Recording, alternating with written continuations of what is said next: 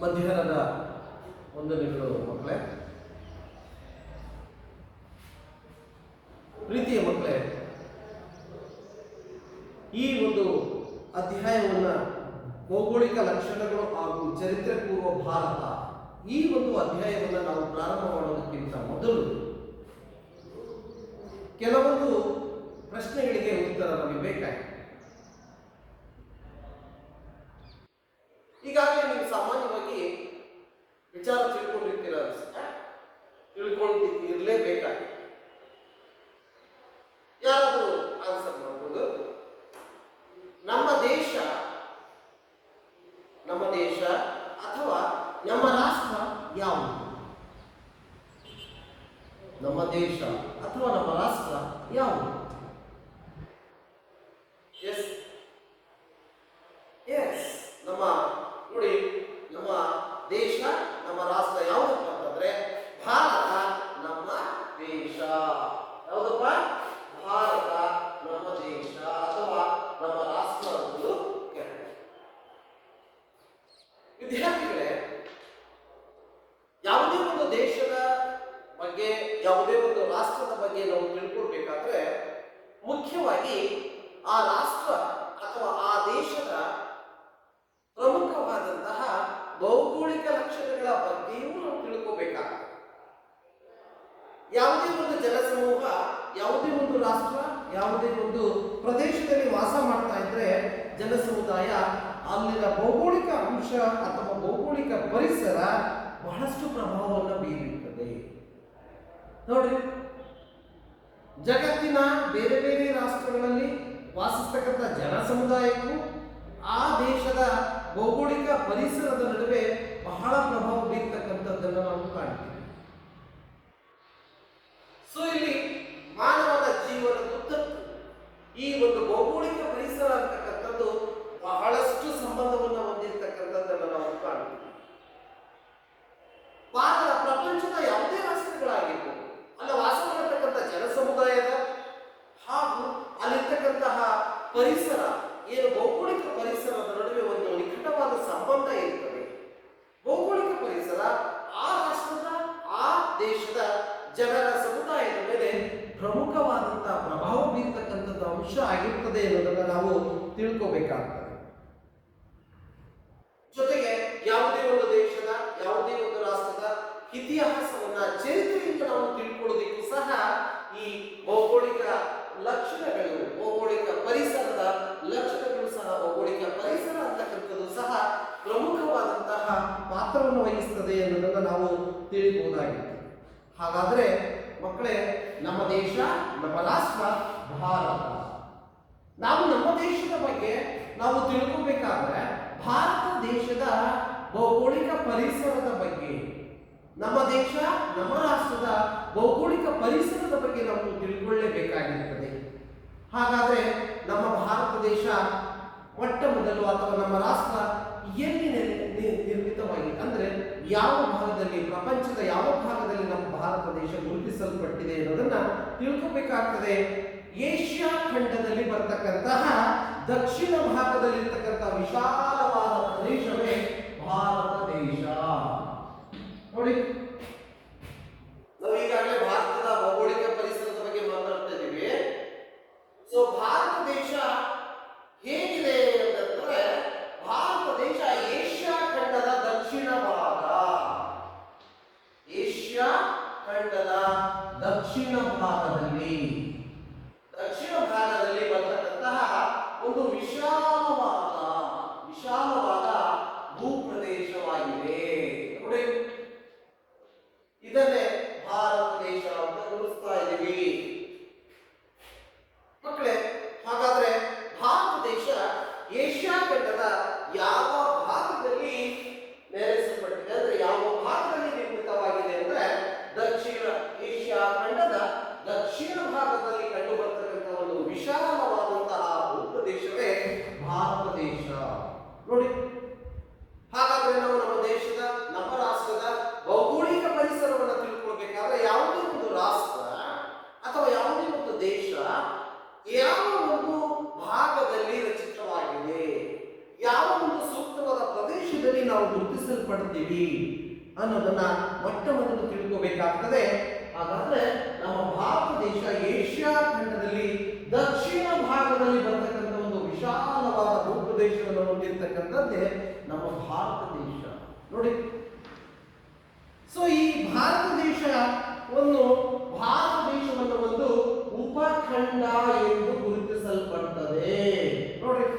ನಮ್ಮ ದೇಶದ ಬಗ್ಗೆ, ನಮ್ಮ ದೇಶದ ಭೌಗೋಳಿಕ ಪರಿಸರದ ಬಗ್ಗೆ, ಭೌಗೋಳಿಕ ಲಕ್ಷಣಗಳ ಬಗ್ಗೆ ನಾವು ತಿಳ್ಕೊಳ್ತಾ ಹೋಗ್ತಾ ಇದ್ದೀವಿ.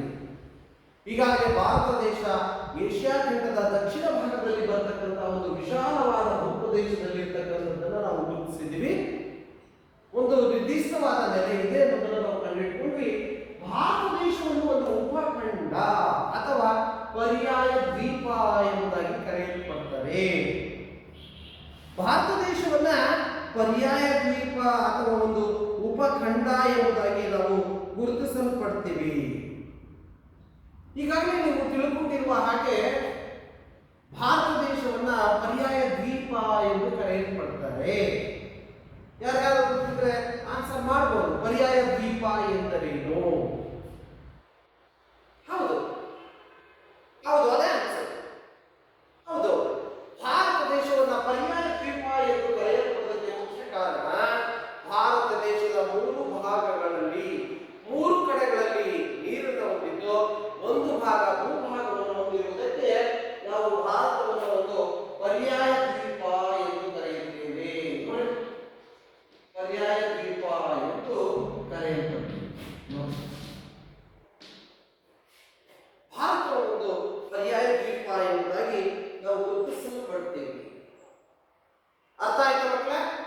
ಭಾರತದ ನಾವು ಪರಿಸರ ಭೌಗೋಳಿಕ ಲಕ್ಷಣಗಳನ್ನ ತಿಳ್ಕೊಳ್ತಾ ಹೋದಾಗ ಭಾರತವು ಒಂದು ಏಷ್ಯಾ ಖಂಡದ ದಕ್ಷಿಣ ಭಾಗದಲ್ಲಿ ನೆಲೆಸಿರ್ತಕ್ಕಂಥ ಒಂದು ಭೂಪ್ರದೇಶದ ವಿಶಾಲವಾದ ಸಮತಟ್ಟವಾದ ಪ್ರದೇಶ ಅಂತ ಕರಿತೀವಿ. ಭಾರತವನ್ನು ಒಂದು ಉಪಖಂಡ ಎಂಬುದಾಗಿ ನಾವು ಕರಿತೀವಿ.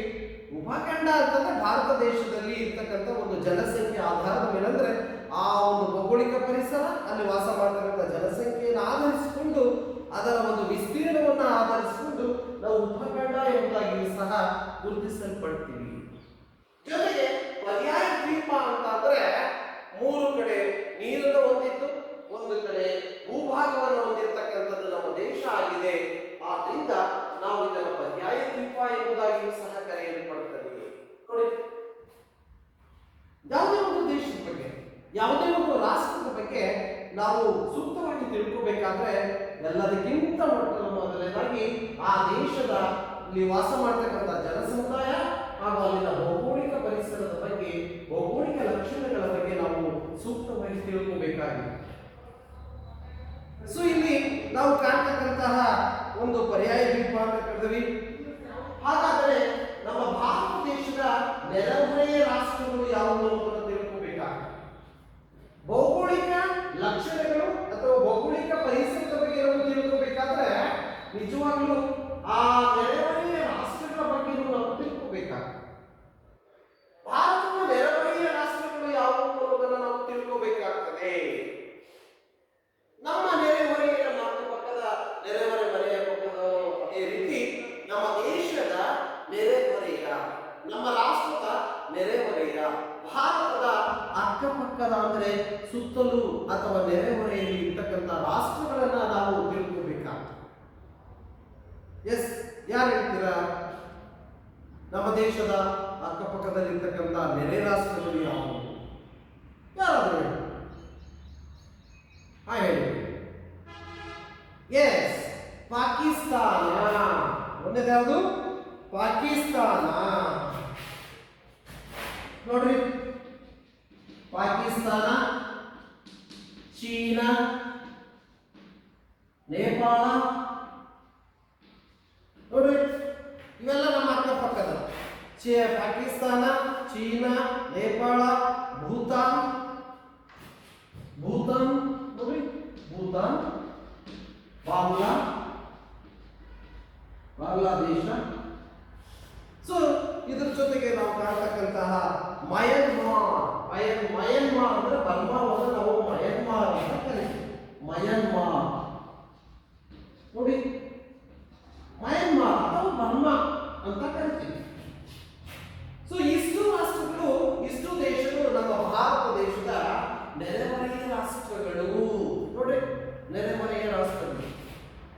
ಕೇಳ್ಬೋದು ನಿಮಗೆ, ಏನಪ್ಪಾ ಇನ್ಸ್ಟಾಲ್ಮೆಂಟ್ ಹೋಗ್ತದೆ ಹೈಸ್ಕೂಲಲ್ಲಿ, ನಮ್ಮ ದೇಶ ಭಾರತ ಆಗಿದೆ, ನಮ್ಮ ದೇಶದ ನೆರೆಹೊರೆಯಲ್ಲಿರ್ತಕ್ಕಂತಹ ರಾಷ್ಟ್ರಗಳು ಯಾವು?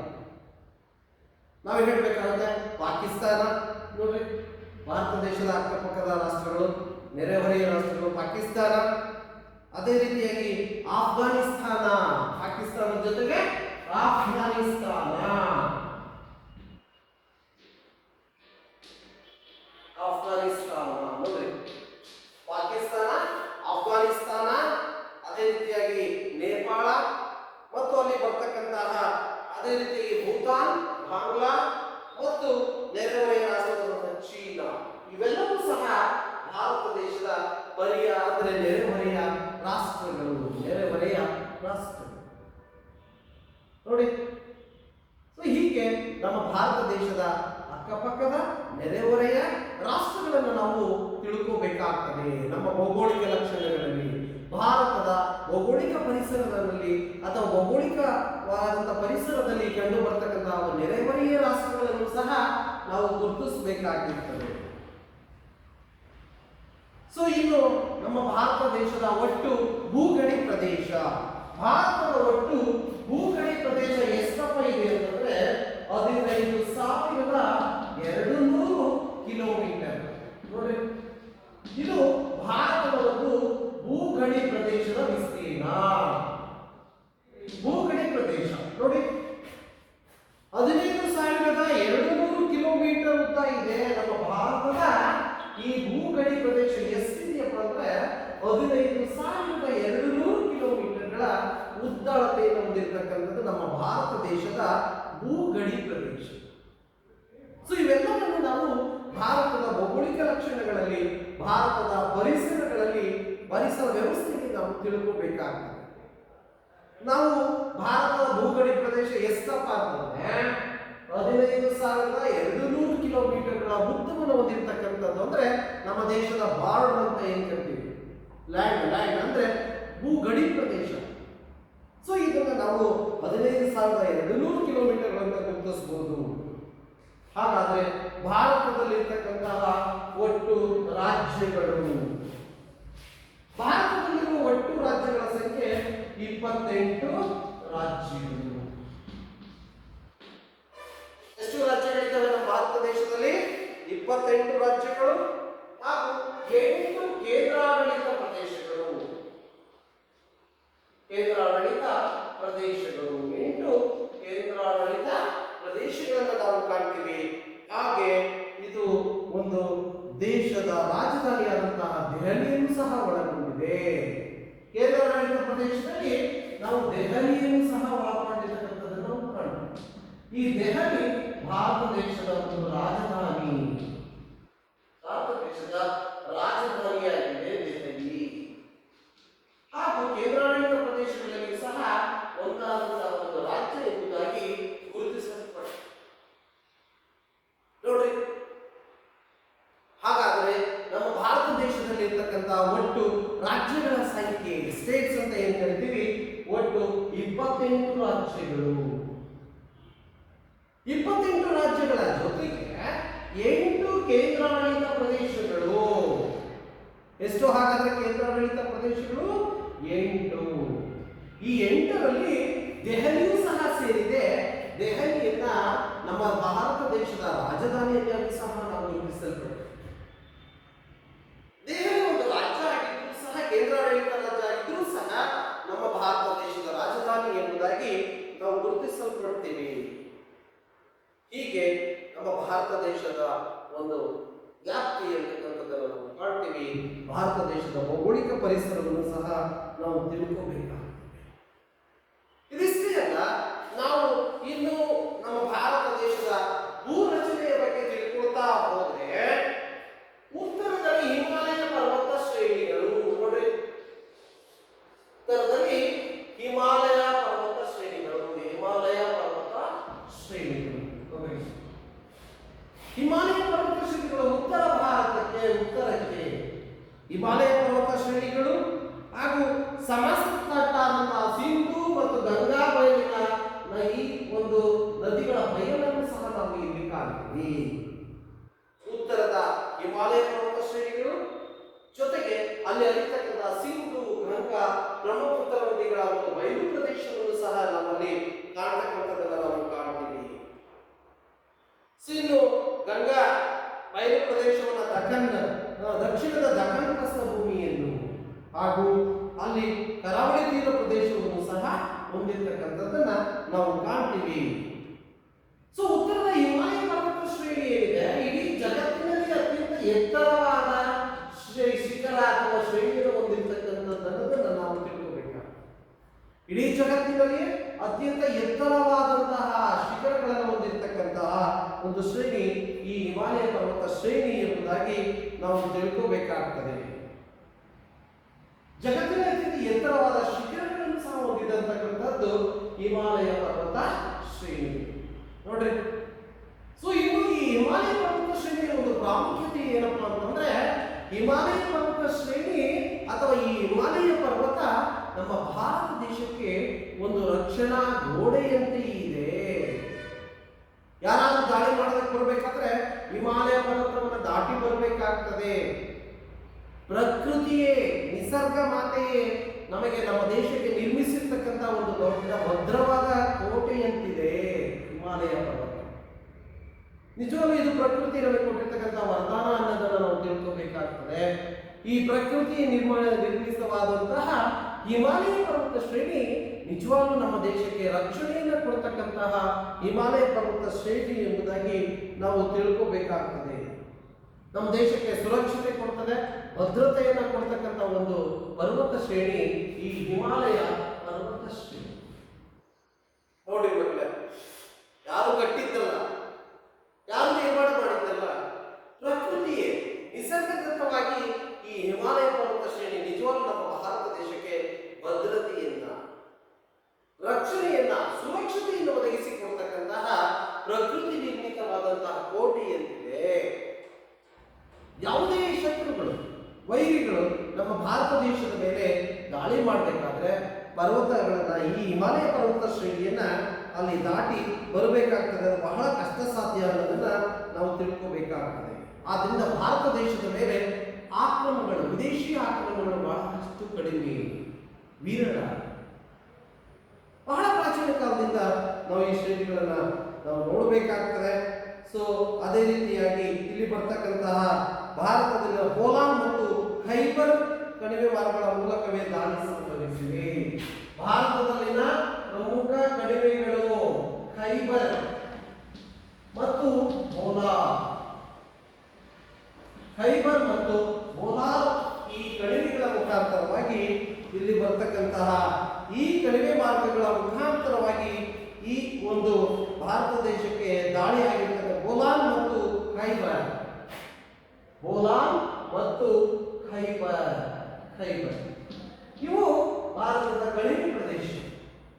ಈ ಭಾರತದ ಕಣಿವೆ ಪ್ರದೇಶಗಳ ಮುಖಾಂತರ ಭಾರತದ ಮೇಲೆ ದಾಳಿ ಆಗಿರ್ತಕ್ಕಂಥದ್ದನ್ನ ನಾವು ಕಾಣ್ತೀವಿ. ಸೊ ಇನ್ನು ಭಾರತದಲ್ಲಿರ್ತಕ್ಕಂತಹ ಸಿಂಧು, ಗಂಗಾ ಮತ್ತು ಬ್ರಹ್ಮಪುತ್ರ ಇವು ನದಿಗಳು ಭಾರತದ ಹಿಮಾಲಯ ಪರ್ವತದಲ್ಲಿರ್ತಕ್ಕಂಥ ಪವಿತ್ರವಾದ ನದಿಗಳು. ಭಾರತದ ಪವಿತ್ರವಾದ ನದಿಗಳು ಇವು ತಮ್ಮದೇ ಆದಂತಹ ವಿಶಾಲವಾದ ಸಮತಟ್ಟಾದ ಬಯಲು ಪ್ರದೇಶಗಳನ್ನು ನಿರ್ಮಿಸಿವೆ. ಬಹಳಷ್ಟು ವಿಶಾಲವಾಗಿರ್ತಕ್ಕಂತಹ ಬಹಳ ದೊಡ್ಡದಾದ ಈ ಸಮತಟ್ಟಾದ ಫಲವತ್ತತೆಯಿಂದ ಕೂಡಿದ ಮೈದಾನಗಳನ್ನು ರಚನೆ ಮಾಡಿರ್ತಕ್ಕಂಥವು ಸಿಂಧು, ಗಂಗಾ, ಬ್ರಹ್ಮಪುತ್ರದಂತಹ ಪವಿತ್ರ ನದಿಗಳನ್ನ ನಾವಿಲ್ಲಿ ಕಾಣ್ತೀವಿ. ಈ ಎಲ್ಲ ಸಿಂಧು, ಗಂಗಾ, ಬ್ರಹ್ಮಪುತ್ರ ನದಿ ಬಯಲುಗಳೆಲ್ಲವೂ ಸಹ ಫಲವತ್ತತೆಯಿಂದ ಕೂಡಿರ್ತಕ್ಕಂಥ ನದಿ ಬಯಲು ಪ್ರದೇಶ. ಪ್ರವಾಹದಿಂದ ಉತ್ತಮವಾದ ಫಲವತ್ತಾದ ಮಣ್ಣುಗಳನ್ನು ತಂದು ಇಡೀ ವಿಶಾಲವಾದ ಬಯಲು ಪ್ರದೇಶಗಳಲ್ಲಿ ಹರಡತಕ್ಕಂಥ ಕೆಲಸ ಈ ಸಿಂಧು, ಗಂಗಾ, ಬ್ರಹ್ಮಪುತ್ರ ನದಿಗಳ ಬಯಲುಗಳಲ್ಲಿ ನಾವು ಕಾಣ್ತೀವಿ. ಇನ್ನು ನಾವು ಮುಂದೆ ಈ ಒಂದು ಸಿಂಧು, ಗಂಗಾ, ಬ್ರಹ್ಮಪುತ್ರ ನದಿ ಬಯಲುಗಳಲ್ಲಿ ಬಹಳಷ್ಟು ನಾಗರಿಕತೆಗಳು ಅಲ್ಲೇ ಹುಟ್ಟೋದಕ್ಕೆ ಕಾರಣ ಆಗಿವೆ. ನಾವು ತಿಳ್ಕೊಂಡಿದ್ದ ಹಾಗೆ ಸಿಂಧು ಬಯಲಿನಲ್ಲಿ, ಸಿಂಧು ನದಿ ತೀರದಲ್ಲಿ, ಸಿಂಧು ಬಯಲಿನಲ್ಲಿ ಯಾವ ಒಂದು ನಾಗರಿಕತೆ ಬೆಳೆದು ಬಂತು ಕಾಣಿಸಿತು? ಯಾವಪ್ಪ?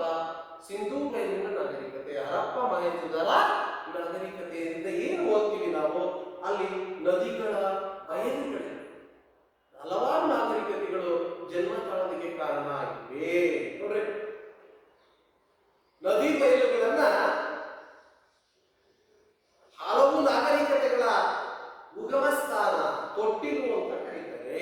ನಾಗರಿಕತೆಗಳ ತೊಟ್ಟಿಲು ಅಂತ ಕರೆಯೋದನ್ನ ನದಿ ಬಯಲುಗಳಾಗಿದೆ. ನದಿ ಬಯಲುಗಳು ಕಾರಣ ಇಷ್ಟೇ, ಎಲ್ಲಿ ನದಿಗಳು ಹರಿತವೆ, ಎಲ್ಲಿ ನದಿ ಬಯಲುಗಳಿರ್ತವೆ, ಆ ಬಯಲುಗಳಲ್ಲಿ ಫಲವತ್ತಾದ ಮಣ್ಣು ಇರ್ತದ, ಕೃಷಿಗೆ ಯೋಗ್ಯವಾಗಿರ್ತಕ್ಕಂಥ ನೀರಾವರಿ ಸೌಲಭ್ಯ ಇರ್ತದ. ಸೊ ಅಲ್ಲಿ ವಾಸಸ್ಥಾನಗಳು ಸಹ, ವಾಸ ಮಾಡಲು ಸಹ ಜನರಿಗೆ ಯೋಗ್ಯವಾಗಿರ್ತದೆ ಅಂತಕ್ಕಂಥ ಒಂದು ರೀತಿಯಿಂದ ಪ್ರಮುಖವಾದಂತಹ ಪ್ರಾಚೀನ ನಾಗರಿಕತೆಗಳು ಸಹ ಅಲ್ಲಿ ಬೆಳೆದು ಬಂದಿರತಕ್ಕಂಥದ್ದನ್ನ ನಮ್ಮ ಭಾರತ ದೇಶದ ಭೌಗೋಳಿಕ ಪರಿಸರದ ಹಿನ್ನೆಲೆಯಲ್ಲಿ ನಾವು ತಿಳ್ಕಬಹುದಾಗಿರ್ತದೆ ಮಕ್ಕಳು. ಇನ್ನು ಯಾರು ಗಂಗಾ ನದಿ ಬಯಲಿನ ಪ್ರದೇಶದಲ್ಲಿ ಪ್ರಾಚೀನ ನಾಗರಿಕತೆ ಕಾಲದಲ್ಲಿ ಯಾರು ಆಧಿಪತ್ಯವನ್ನ, ಆ ಒಂದು ಗಂಗಾ ನದಿಯ ಬಯಲನ್ನು ಯಾರು ವಶಪಡಿಸಿಕೊಂಡಿರ್ತಿದ್ರೋ, ಯಾರು ಆಧಿಪತ್ಯವನ್ನು ಹೊಂದಿರ್ತಿದ್ರೋ ಅವರೇ ಅಲ್ಲಿ ರಾಜಮನೆತನಗಳ ಅವರೇ ಚಕ್ರಾಧಿಪತಿಗಳಾಗಿ ಇರ್ತಿದ್ರು ಅನ್ನೋದನ್ನ ಇಲ್ಲಿ ಉಲ್ಲೇಖಿಸಲಾಗಿದೆ.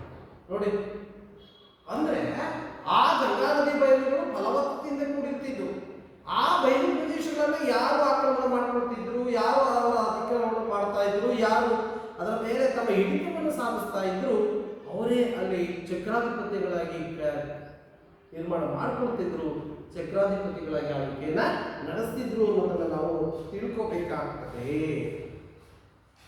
ಇನ್ನು ನದಿಗಳ ಬಗ್ಗೆ ತಿಳ್ಕೊಳ್ಳೋದಾದ್ರೆ, ನಮ್ಮ ಭಾರತ ದೇಶವನ್ನ ಉತ್ತರ ಭಾರತ ಮತ್ತು ದಕ್ಷಿಣ ಭಾರತ, ಉತ್ತರ ಭಾರತ ಮತ್ತು ದಕ್ಷಿಣ ಭಾರತಕ್ಕಂಥ ಎರಡು ಭಾಗಗಳಾಗಿ ವಿಂಗಡಿಸ್ತಕ್ಕಂಥದ್ದು ನರ್ಮದಾ ನದಿ. ಯಾವ ನದಿ?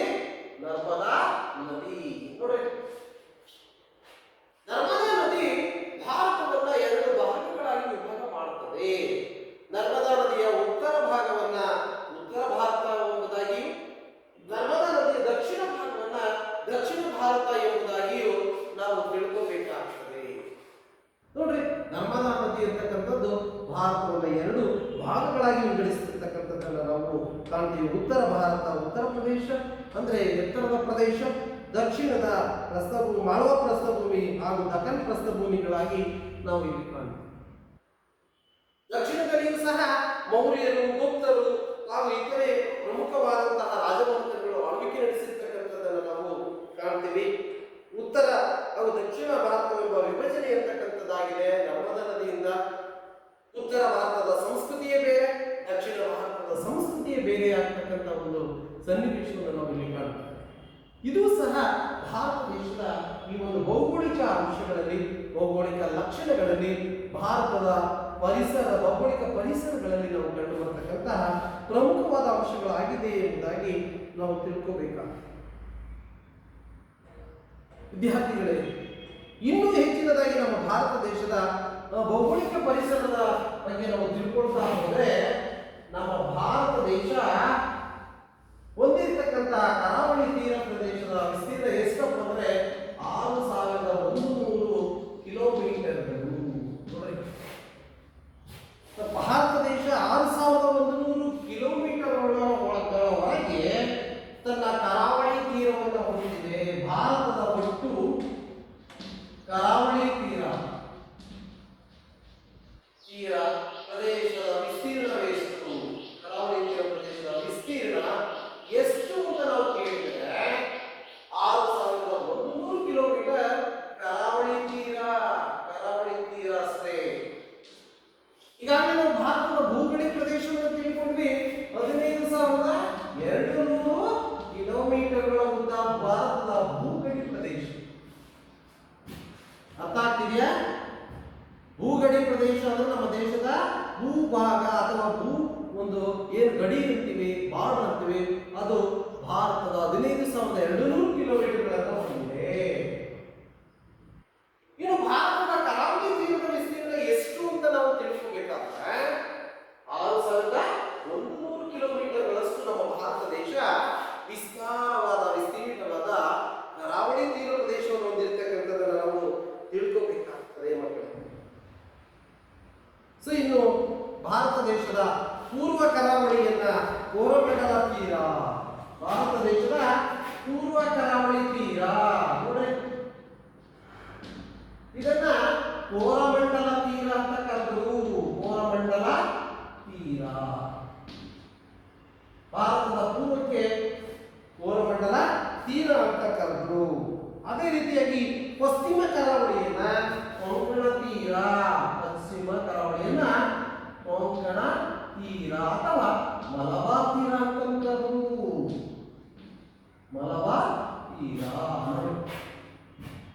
ಇದು ಬಹಳ ಮುಖ್ಯವಾದ ಭಾರತ ದೇಶದ ಕರಾವಳಿ ತೀರ ಪ್ರದೇಶದ ವಿಸ್ತೀರ್ಣ ತಿಳಿದುಕೊಳ್ಳೋದ್ರ ಜೊತೆಗೆ ಭಾರತದ ಪೂರ್ವ ಕರಾವಳಿಯನ್ನ ಕೊಂಕಣ ತೀರ ಪ್ರದೇಶ ಎಂದು, ಕೊಂಕಣ ತೀರ ಪ್ರದೇಶ ಭಾರತ ದೇಶದ ಈ ಒಂದು ಯಾವತ್ತೇ ಈ ಕೊಂಕಣ ತೀರ ಪ್ರದೇಶದ ಈ ಪೂರ್ವ ಕರಾವಳಿ ತೀರವನ್ನ ಕೊಂಕಣ ತೀರ ಎಂಬುದಾಗಿಯೂ ಪಶ್ಚಿಮ ಕರಾವಳಿಯನ್ನ ಮಲಬಾರ್ ತೀರ ಅಥವಾ ಕೊಂಕಣ ತೀರ ಎಂಬುದಾಗಿಯೂ ಇಲ್ಲಿ ಕರೆಯಲ್ಪಟ್ಟರು.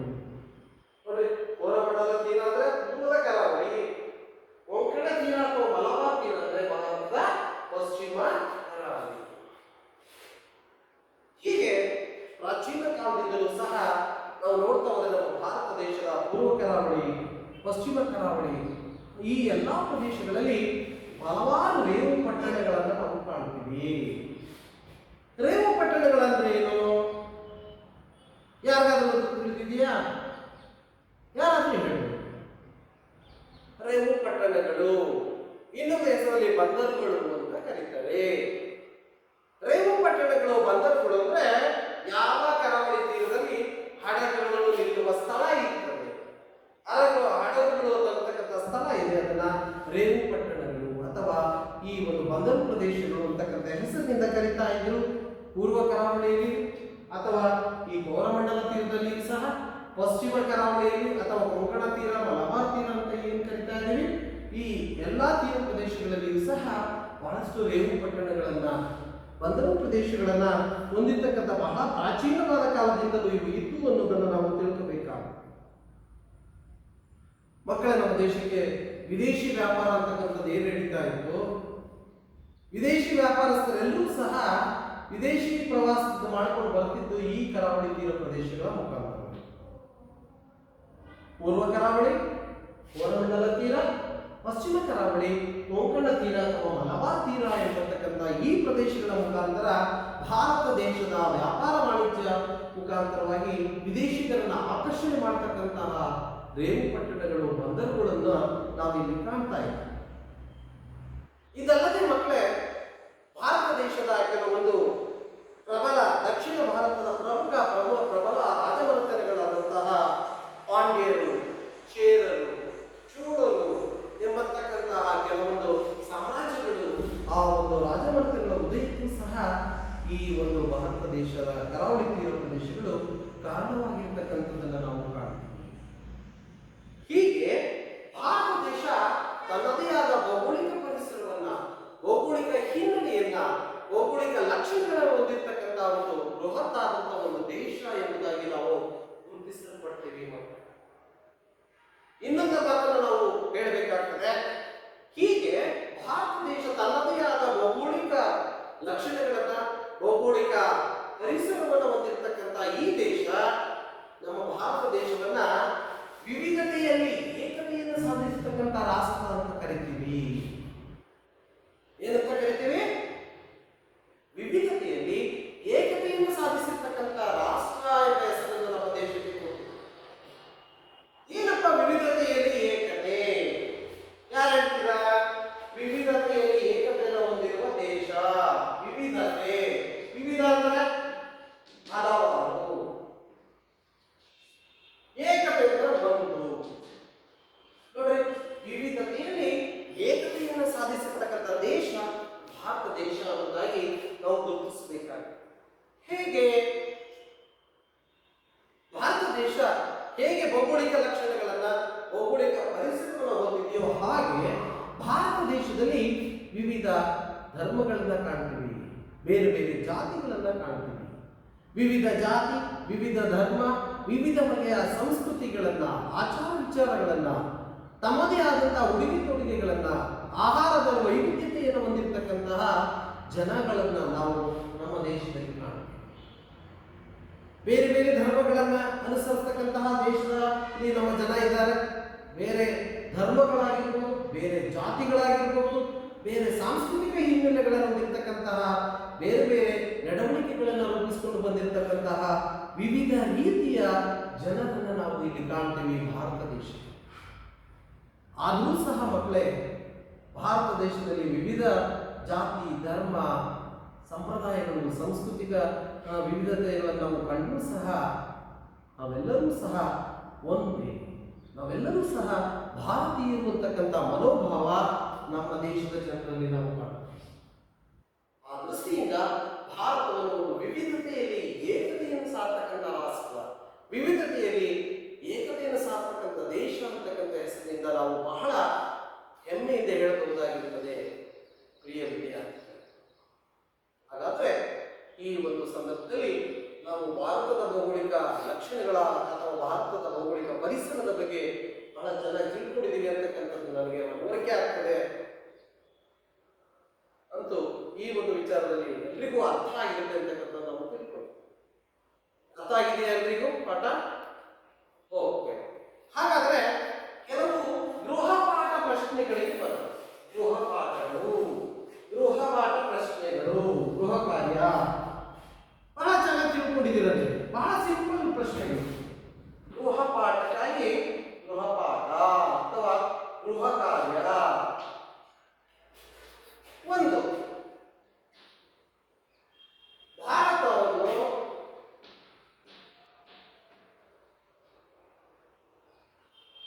ಪರ್ಯಾಯ ದ್ವೀಪ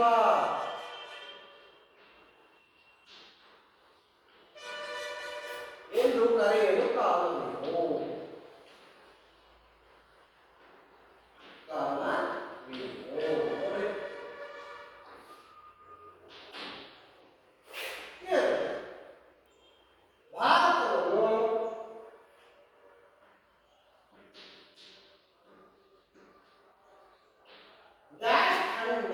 ಎಂದು ಕರೆಯುತ್ತಾರೆ.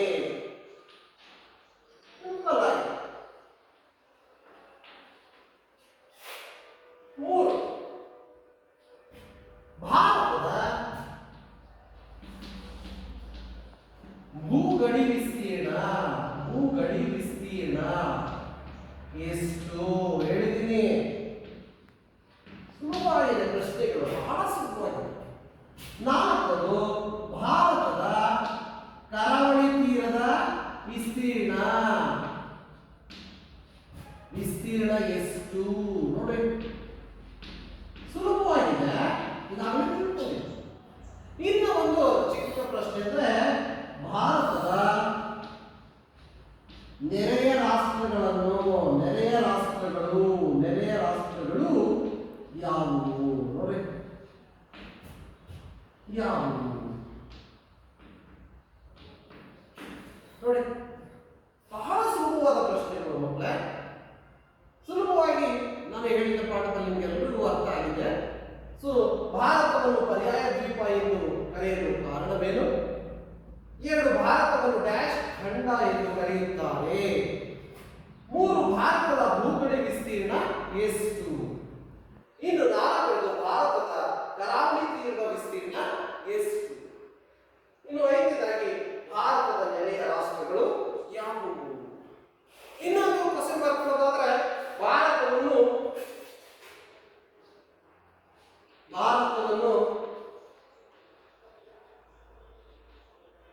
ವಿವಿಧತೆಯಲ್ಲಿ ಏಕತೆಯನ್ನು, ವಿವಿಧತೆಯಲ್ಲಿ ಏಕತೆಯನ್ನು ಕಾಣುವ ರಾಷ್ಟ್ರ ಎಂದು ಕರೆಯಲು ಕಾರಣವೇನು? ಕಾರಣವೇನು? ನೋಡಿ, ಬಹಳ ಚೆನ್ನಾಗಿ ಈಗಾಗಲೇ ನಾನು ಇಷ್ಟು ಪ್ರಶ್ನೆಗಳು ಸುಲಭವಾಗಿ ಅರ್ಥ ಆಗುವ ರೀತಿಯಲ್ಲಿ ಪಾಠವನ್ನು ಹೇಳಿದ್ದೇನೆ. ಸೊ ಈ ದಿನ ಇವತ್ತಿನ ದಿನ ನನಗನ್ಸುತ್ತೆ ಚೆನ್ನಾಗಿ ಪಾಠ ಅರ್ಥ ಆಗಿದೆ ಅನಿಸುತ್ತೆ. ಯಾರಿಗಾದ್ರೂ ಪಾಠದ ಬಗ್ಗೆ ಪ್ರಶ್ನೆಗಳು ಕೇಳೋದಾಗಿದ್ದರೆ ಕೇಳ್ಬೋದು, ಡೌಟ್ಸ್. ಎಲ್ರಿಗೂ ಅರ್ಥ ಆಗಿದೆ ಅನಿಸುತ್ತಾ? ಬಹಳ ಸಂತೋಷ. ಹಾಗಾದರೆ ಇವತ್ತಿನ ದಿನ ಈ ಒಂದು ಪಾಠವನ್ನು ಇಲ್ಲಿ ಮುಕ್ತಾಯ ಮಾಡ್ತಾ ಮುಂದಿನ ತರಗತಿಯಲ್ಲಿ ಮುಂದಿನ ಪಾಠದ ಬಗ್ಗೆ ತಿಳ್ಕೊಳ್ಳೋಣ. ಎಲ್ರಿಗೂ ವಂದನೆ.